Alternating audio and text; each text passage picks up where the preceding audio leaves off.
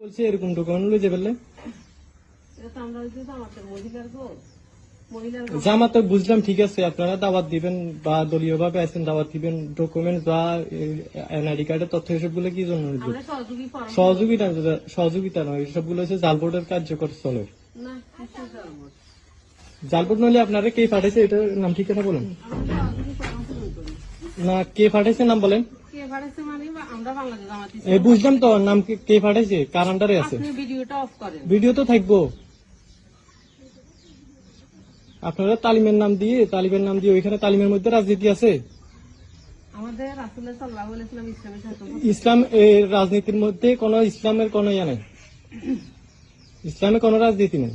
আপনারা সমস্যা নেই, আপনারা করেন, আপনাদের ভোট প্রচার আপনারা অবশ্যই করবেন, আপনাদের অধিকার আছে, ঠিক আছে বুঝলাম। এই তথ্য কিনলে নিয়ে যান, না তথ্য অন্য কোন দলে আছে, তথ্য নিয়ে যান এরকম। ওরা তো এইসবগুলো ওই আওয়ামী লীগে করতো, তো ওইগুলো করতো।